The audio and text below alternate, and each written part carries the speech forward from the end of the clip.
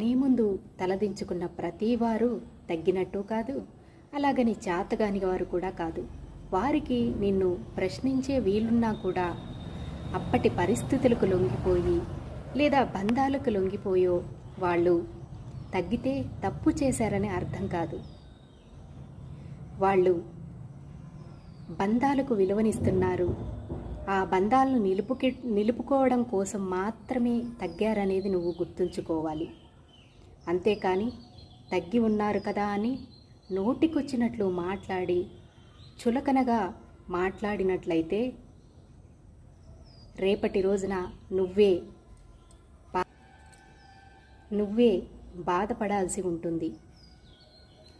రేపటి రోజు అనేది ఎలాగైనా మారవచ్చు.